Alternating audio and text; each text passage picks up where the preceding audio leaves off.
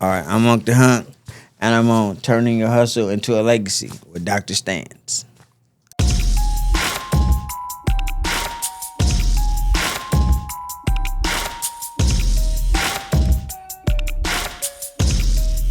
What's up? What's up? Thank y'all for tuning in to Turning Your Hustle into a Legacy with Dr. Stance. I got my guy. It's only one in the entire world. Very special man. Unk the Hunk. How y'all doing? Thank you for having me. Yes. I'm shocked you got a show. Shut up. This all new. I'm sure you seen it. Last time I think we seen each other, I was at Deezy's with you and Fab, just chilling. Give me a couple of shots. I kind of slowed down on the drinking. But That's anyway, good.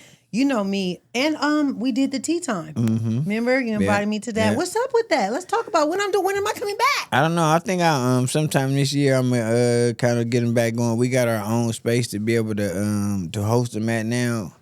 It's just like I think last year. But this year, I just got so deeply involved with so many different avenues of being from my community that some things is like that's old, kind of like it's not that they're not relevant at the time. It's just like the new things taking up so much of my time, the energy to try to figure out and learn that.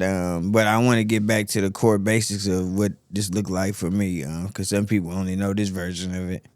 So they don't really understand I've been doing this for a long time. But, Period. I've been seeing you a lot with these YNs, right? Which yeah. they say young niggas. That's what they call them. But I've been seeing you work with a lot of youth. That's why I was like, I need you on the show because that's what I do.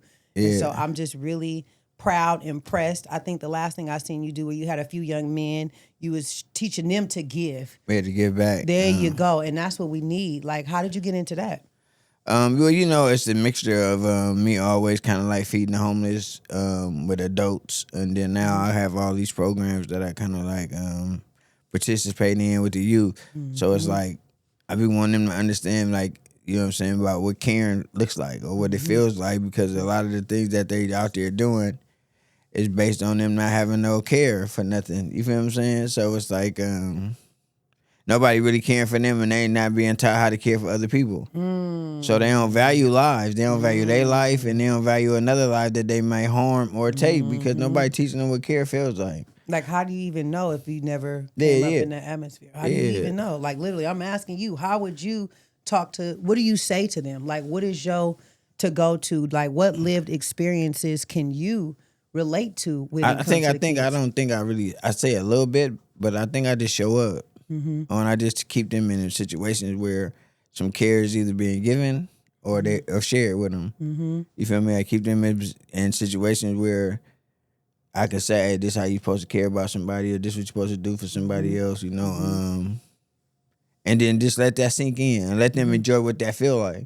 Because when we give out the clothes or the foods or whatever, at the end they be like, man, I felt good to, you know what I'm saying, look out for them. You know what I'm saying? I mean, because and then it gives the people that they help an opportunity to have a conversation with the kids. Kind of more so because the kids just see them and they judge them based on their situation. They don't really have an idea who that person is or what that person got going on. They just see the situation they in.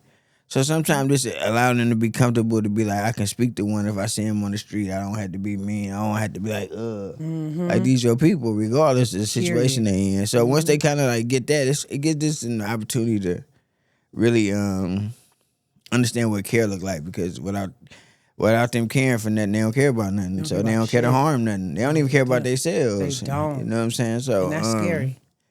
So you be like, man, they don't care. Like, yeah, you're right. They haven't even been taught how to care about themselves. It's not that they don't want to. It's not like that they don't know that they supposed to. They don't know how. They don't know how. No one has showed them what that looks like. You know what I'm saying? Personally, you know what I'm saying? So. You know what? I'm a piggyback. Like, I just had, I don't know if you've seen, I had DTV on the show, and she was actually like tapping into that, saying that, she went from a stripper to now owning her shit, CEO. That's what my title is. And I think that with her, she was saying she wished she had people like us to teach her And that probably would have gave her a different life. You know what I mean? Right. But I want to know about your ass because you just had a birthday, young man.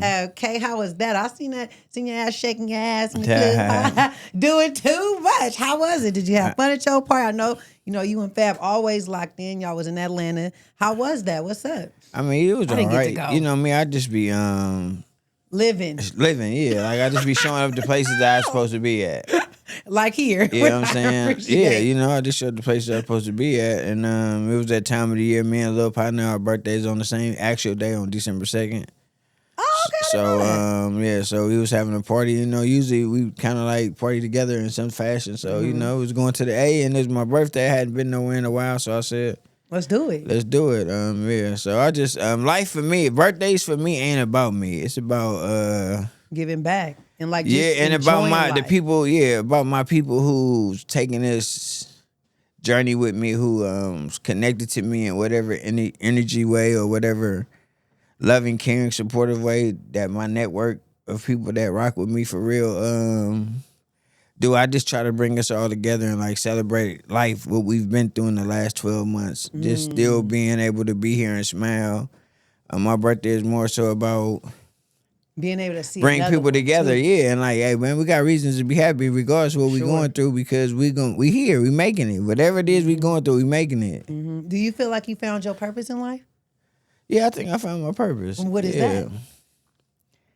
I know for sure helping these YNs. That's all. It's just loving on my community, like whatever way, like things that affected me, and I learned from, and I was able to overcome. Those are kind of like things that I attack. You get what I'm saying? Absolutely. Those are the things that I'm like, all right, yeah, I'm fighting back against what once beat me up. Like, you feel me?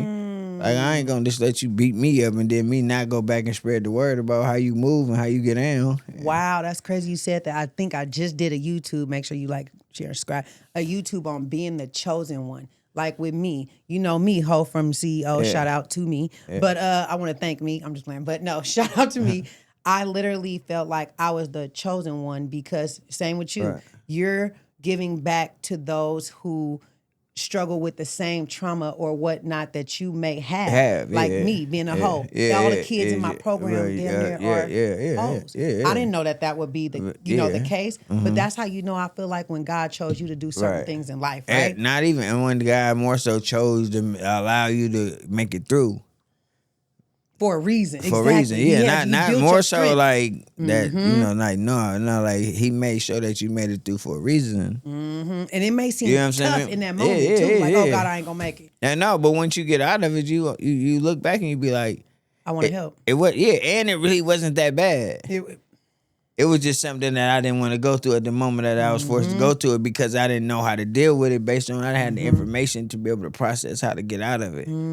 So you just be in it, and then you be like, you get out, you be like, dang. At first you be like, dang, God, that was a tough fight. That was a tough fight, but looking back, right? Like, when you look back, it really wasn't that bad. You feel what I'm saying? It wasn't that bad because now you on the side. You on, not only are you on the other side of what that looked like, you on top of it as well, because now you back in the valley and in the places that you once had you confined. You feel what I'm saying? That's like, most of the people now that's in encampments and stuff like that, some of them was the cats that I used to get high with. You feel what I'm saying? So they like my partner still, like, you feel me? Like, and so I go back and then it's a reminder, of where if I would have continued down my path, I probably would be in the same situation. The only reason I can say, damn, that's new now, because I've been out long enough to not have to be affected by it. But if I was still messing up, I'm sure I'd have been somewhere in parts of some places that I wouldn't see myself being at now, because I'm on this side. You feel me? Drugs take you places that inside of you and outside of you. What was your choice? My drug of choice was heroin. Shut the fuck up. Yeah. For real? Yeah, 20-something years. Yeah. Nigga, I never knew that. I would never. Yeah. And let me tell you something about you then, because that's, I think, the hardest drug in the world to kick. Right. Literally. And you could never tell me nothing like that. And speaking of that, I see you in Fab relationship. Y'all like this. One thing I notice about both of y'all, family is everything. Right. And I love y'all dynamic. Do you feel like he brought you out of that? Like with his networking and his team, like his I mean, limelight life? I was like when we we ain't really blood. I'm just Unk and that's just nephew. We But it's just still blood. I'm saying we Blood be blood. Like thicker we than- not blood, but we thicker than blood. Period. Like we what each other need for each other. That's it. You get what I'm saying? That's why people see our relationship. They be like, "Oh no, y'all relationships are authentic. Like we really absolutely. what you see on camera is really what you see when you see us. Like we're no different. Like that's not just for the gram. That's just our relationship. That's how we. You know what I'm saying? No, I remember I'm talking about way back when I worked at Kaiser. This nigga, you and Fab, y'all used to do the little online. Oh yeah. Doing the pandemic. Yeah. He used to call me out all the time. What's a bald head bitch? And I used to be capping on me. But listen, I used to couldn't wait to get home and watch y'all. Y'all are a dynamic that is just unbreakable, funny as hell. And honestly, I'm glad that I never knew that. Huh? Yeah, so I never knew that. But I'll say that having the ability to be around something different than what I was used to run through with before, because I wasn't never going. So I ended up getting in trouble. The judge was like, "You want to go to prison, or you want to go back to prison, or you want to go to a program?" Usually I'd be like, "Fuck that program," because I don't want, if I mess up, I still got to end up going back to jail. I can go get this time over with and just be out. You feel me? But this time I was like, I had been wanting to change and I just couldn't figure it out. So when did you quit? How long you been clean? Since 2012. Damn. So I ended up going to Salvation Army program. I went there for like I had a year to do. I ended up messing up a couple times, so it took me like 18 months to graduate. I ended up graduating, and then I ended up working there in the program part, and then I ended up being like the dock supervisor and transportation supervisor that sent the trucks out to go pick up people from people's houses. So I used to be doing that at first when we first started being together. You know what I'm saying? Then we had opened up the other store on 45th together, kind of like. But then I just didn't, after a while, I just said, here, you just take it. Because it's more so what you trying to do instead of what I'm trying to do. You know what I mean? Wow. But I've been there every step of the store ways. Like every store we had, I'm like there. You know what I'm saying? And but over time, so yeah, if I was to say, did he play some type of powerful, like did he play a good energy and positive role in your come up, and me coming up for sure? Most definitely. My nephew played the most efficient role. Period. And allowing me to even be in even in circles and in places to where I could build up my confidence into being a nigga. I'm always, and no matter who I've been, what I've been, where I've been, I've always been a nigga. Confident. You feel what I'm saying? Definitely could tell. I've always been a nigga. That nigga, not that nigga. That nigga. Yeah. So the one that you see, and that's not to say, oh, I think you're all. No, I'm not say that. Fuck the people. Say like that. I shit. just feel like I've been in any situation. I've always been a nigga. You feel Period. me? Like you feel me? So it was easy. It was easy for me to once I got secure and confident in my like, okay, I'm cool now. Oh yeah, then I just stay quiet for a while. Stay quiet for a little while. That way I can figure out who I am. You know what I'm saying? I took off. Like yeah, but I came out the gate doing for my community. I came out the gate taking kids on field trips, taking kids here, doing this, doing that. That's kind of like two different avenues of why we was cool because we both was doing. You know what I'm saying? That's what I knew. I used to do the kid talent shows. I like when it comes to the kids. I used to just try to give up time, every opportunity that was available for them that they might be in position of needing. Because as a kid, I nobody put me in position for nothing. Same. You get what I'm saying? Nobody even believed in us probably back then. Yeah, like nobody like thought we was gonna be like shit, even right? Even right now, a person be like, man, goals. What's your goals? What's your dream? Like, huh? Like, what's that? Like, I just go with life. You feel me? Like I wasn't taught that as a kid. You feel what I'm saying? And sometimes we get so caught up in survival that we don't even anything in any way we address or deal with life be in a survival type mode of thinking. No matter if that situation calls for that type of thinking or not, that's what we using is our survival. So it's like to tell somebody that to start looking a week from now, 2 weeks from now, I'd be like, bro, I'm stuck in. Let me figure out tomorrow. I'm stuck in the when we gonna be all right actually tomorrow. 12 hours from now. And I ain't in a situation secure enough financially to not think like that. You feel what I'm saying? So it'd be like, and then in the process of that, I'm still figuring me out. Yeah. Are you single? No. Do you need that part edited the fuck out? No. I'm just playing. Yeah, no. I'm proud of you. See? No, I'm not Yes. saying. I mean, let's talk about it. I seen your little cute little something they did on the social media you posted. You know what I'm saying? But let's put on some real shit. For you to come on here and even tell your history on, your drug addiction, Right. nigga, I wouldn't have never knew that. And I think this another reason why I created this platform, because my shit ain't like that. We want to talk about hood shit. I don't give a fuck about none of that. My shit's real life. Real life, for sure. Like, for you sure. need to, like, sure. us seeing you on the Instagram and, you got people and that's watching. I, Motherfuckers don't know that about you. And I put they know. Like, I didn't know. Yeah. Like I'm if you pay enough attention to it, I address it. Sometimes I show a picture from then to now. I never would have. It's like one of my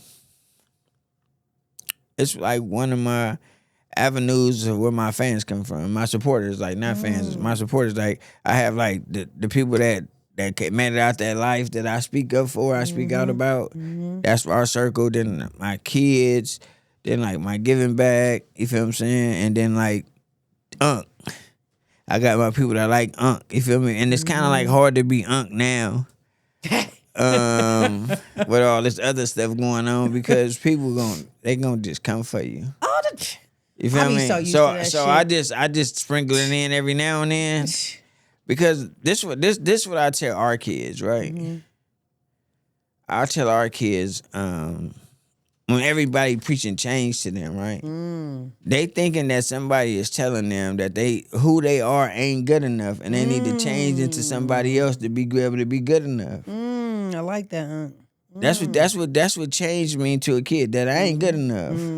Right? Like, why you want me to change? Why you can't take my hand down? Even if I am a fuck up. Right. You know what I'm saying? So that's how they feel, right? So when you talk to them about it in a different way, it's like, but I'm just saying you need to change the way you make choices and decisions for yourself, because you're making them out of a place that you're not really caring about yourself. Because if you care about yourself, some of the things that you do, you wouldn't put yourself in positions and situations to be able to get the negative outcomes from those choices. You feel me? That don't mean you don't lose your sauce, your flair, your glare. Nothing. What make you the guy? You hold on to all that. That actually makes that pop out even more. You just learn how to make it work for you. And not against you. So change only means changing the way you see you, so that you can treat you better. But if you don't tell a kid that, and they so used to people barking at them and saying this and that in negative ways, it's in and out. It's like I ain't good. Change seems like I'm saying that I ain't good enough. No, I'm saying you're more than good enough. That's why I want you to be able to know how to use you to your best ability for you. Well, we want to be the best version of ourselves no matter what. And like, me personally, I try my best not to preach to these girls. That's why I wrote the book, so they can see everything that I've been through. I'm just like y'all, but my message is you can make it though. I saved housed over 40 foster youth. Right. I got 50 locations. Right. You know what I mean? And I built it myself, a multi-million-dollar company by myself. You know what I mean? Right. And I need the world to see that you coming from the streets, being on fucking heroin, and look at you now. Every time I look and see you, what I see is Unk helping them YNs. That's all I see. But I will say we need to focus on our girls too, though. I focused on both. I used to do the tea times. That's what the tea times was for all girls. That's why I asked about it. Where's that? But what I'm trying to get you to understand, right, is this, right, for men, right? And you guys do have it. It's hard. It's hard for men to work with girls. Do you get what I'm saying? Because you don't Sometimes. Because what's what I'm saying? Because all it takes is one saying, one negative saying. And it's gonna temper your brand no matter what it got going on. That's definitely true. But it's easy for a woman to work with a boy because it's like that mothering. You get what I'm saying? Like there's so many foul men out here. That's actually true. That I tell parents all the time, thank you for allowing me and trusting me with your child to even be able to be whatever type of role model or have whatever type of impact I can have in their lives by even allowing me to be in position to even try to do that, because men has let our women down a lot. Like, he probably don't got a father present. She might not have had a father when she was, you feel me? Now here comes some stranger talking about, let me help your kid. So now I'm addressing abandonment issues for each child, because the way my job, and by the way, and the way my job work is that I only supposed to work with this kid for like 12 months. You feel what I'm saying? And then, so it's difficult for me. I'm like, man, I don't never lay down on my kids. Once you feel me? You might not have the resources that I had available for you for that year, but after that, our relationship is still the same. We still tap in and check in. You know what I mean? How many kids you got, I got 4. Really? Okay, how old are you? What's the oldest? What's the youngest? My oldest is she's about to be 37, and my daughter about to be 20. Shut the fuck up. Yeah. Are you serious? My daughter's pregnant right now, so I'm about to be Is this your first? This ain't my first grandchild. Pa. Get that right. This ain't my first grandchild, but it's like my baby having a baby, so it's kind of different. Oh, it is definitely. And what makes that different? I'm curious because I pray to God my because child all my older kids is boys. The baby's a girl. So baby's a girl. That's my baby. That's like the main reason I ever changed my life. Like she the purpose. She the reason that I made different choices and wanted to do something different. So that's my baby. That's my road dog. Yeah. Like my boys probably feel like, and they probably should, that I treat them different than I treat her because that's just how it is. You feel me? We need you. But so now she's having a baby. You feel what I'm saying? Wow. So it's like my what? And how old is she again? She about to be 20. So get it, get that. But I ain't even I'm just like, maybe this is like. You excited? Yeah, life's been giving me blessings, opportunities to do certain things that I didn't do right the first time. It's been giving me opportunity to do something different in that way. To me, that mean that God working with you. He worked on you because He's seen something in you to give. Because everybody don't bounce back from that. Yeah. A lot. I'll probably say 82% do not bounce back for sure. From what you've been through. Yeah. You know what I'm saying? And so to see you here now with your kids, being a good father, a good glamor pop, okay, working with these YNs, working with Fab, having this network, and your presence is more powerful than what you know. A lot of people actually admire you. They really do. And like I said, this is exactly why I created this platform, because I wouldn't have never knew that. I'm not in this, the streets. I left Oakland 5 years ago. So I don't pay attention to a lot, but I wouldn't have never thought that. And a lot of people people look at it, they be like, huh? I'd be like, yeah, I just like. I'm like shocked. But I'm like at a crossroad right now. So I'm like at a like. Why? What you mean? I'm just like at a crossroad, like with life right now. It's like it's somewhere else I'm trying to get, and it's like 2 roads, and I'm just like, what road do I take? It's gonna get me to the same destination. I need you to elaborate. What are we talking about? Like, what is the crossroad? Which one is this one? Which one is this? I don't know. They just in front of me because I never been to this place in life before to even know what's down those roads. You get what I'm saying? It's like, so I know I'm like tapped out right here though. I'm tapped out right here. You know what I'm saying? So it's like I'm tapped out right here. I'm tapped out. Well, you're still needed. I don't know. No, that's not. I'm not. What I'm saying is tapped out is that I'm tapped out as far as where I'm able to go based on what's present in my life right now. I need to add something to my life to be able to get me to get to the next version of what life look like for me. Wow. And because everything that's in my life right now has got me to where I'm tapped out. You get what I'm saying? Absolutely. Like my ceiling is right there. Like boom. I'm like with this information that I have, with my network that I have, that with the positions and situations that I'm in right now, I'm like at the ceiling. You have to see. So now it's time to. So it's like like I like it, but it's scary because you've never been in this position before. So you don't even know what's on the other side of them, what's inside of them roads. You have to believe in yourself, and as far as.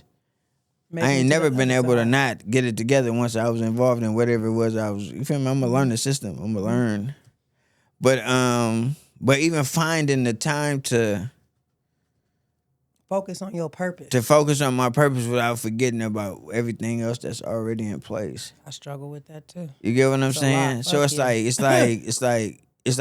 like being selfish for the right reason, but being unhappy for the wrong reason. Ooh. And that may affect people. It's okay. You get what I'm saying? It's like me being unhappy because I know I ain't tending to the people that I'm supposed to be tending to. But am I all because I'm trying to figure out how to get to the next level so I can be better for everything and everybody. You get what I'm saying? They'll understand that later. So it's like I'm just like at a point where like, man, I need to get like, I probably need to get a personal mentor for myself.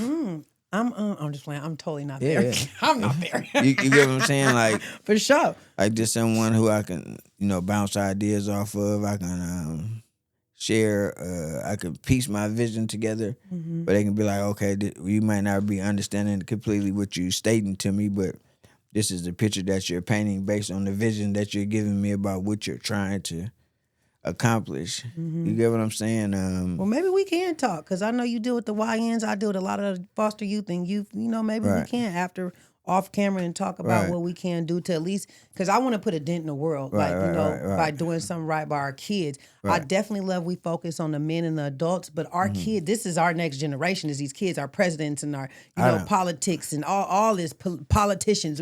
So I think, I would love to collab us talking about something later in regards to how we can help these kids. We're going to talk about continuing your tea time for the young ladies, the thug therapy with you and Fab. I mean, I think that's really good when it comes to mental health. But I will say this. I'm, of course, proud of you. So glad you came to see me. I'm actually, this last question, like I asked everybody else, how did you turn your hustle into a legacy? Because to me, you did beyond that. You did beyond that. So you said, how did I turn your hustle into a legacy? Because now, to me, you created a legacy. Whether it's, helping these YNs, walking away from your addiction. I think that was probably the hardest thing you probably could have done in your life. That based on how you're saying it, I would say, my hustle was just, I had to put a lot of work in for me to get back to be like even grounded with myself, I wasn't in that hole that I dug for myself. So that's my hustle. And then I turned with everything that I went through inside of the moments of hustling to get back. I turned that knowledge into be what I share with the world. Everything I talk about is mainly what I've been through, what I know because I played some part in it, either the victim or the predator.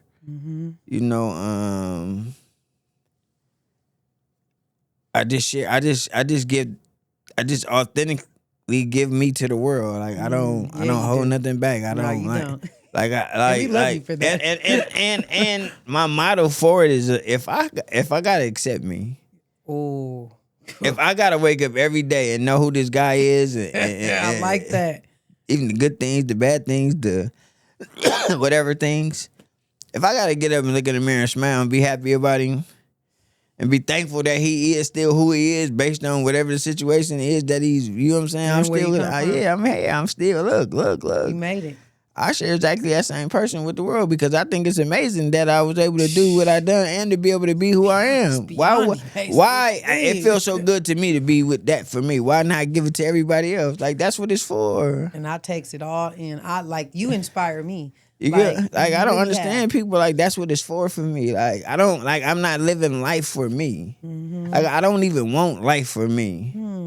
I just want to be able to be in position to be able to love on my community and continue to allow them to accept me for that. I don't want to do nothing else. I don't want to be the guy. I don't want to be popular. I don't want to be, you feel me? I want to be popular in the eyes of the people that I help. Not in just the people that's out there in the world. I don't care about nobody else's version of what they think about me. I'm only concerned about what my circle, my community, the people that's allowing me to be a part of their lives in whatever way possible in a given form. That's the only people that I care about how they feel about me. So that trying to be the guy and trying to be popular and trying to be seen doesn't matter to me. I'm trying to be able to be seen by people that are allowing me to be some type of positive impact in their life. Well, listen, you definitely influenced me, and I want to, I'm always giving. Right. So I want you to reach under your chair because I got something special for you. Okay? I like it. Can you feel it? Oh, there you go. You got the good buzz down. Man, from Dr.Stance, and I gave you from a hoe to a CEO. Man. Yeah, feel me? You got your book too with your Versace. What? Yeah, that's how we roll. I appreciate it. Of course. So listen, one thing, I always give a boss what a boss deserves, and to me, That is luxury, and that's what I stand on is be with luxurious fostering. So I just thank you. I'm grateful you came. You told your story on turning your hustle into a legacy, y'all. We gonna end that with Unk. You want to say one last thing to the camera and we out? Man, I want to tell you that I understand that battery's going down, but I also want to tell you that just being able to use your platform for the purpose and reasons that we use it for today is a blessing. But for you to go out your way and do something as amazing as this for me is heartfelt. I don't want to crack on camera, but no crack on camera. You know when you the giver, you don't never expect to receive. Man, you feel me? So when you receive, you be like, damn, somebody give a damn. Yeah, or just now you get to feel what you giving to everybody else. Oh, I like that. Without being expecting to somebody to give it to you, or nothing in return. You, so you know? It'd be like, I appreciate that. Of course, we love you. Thank you, y'all, for tuning in. Be With Podcast. Shout out your girl. Turning hustle into a legacy. We'll holla. Love you, Unk.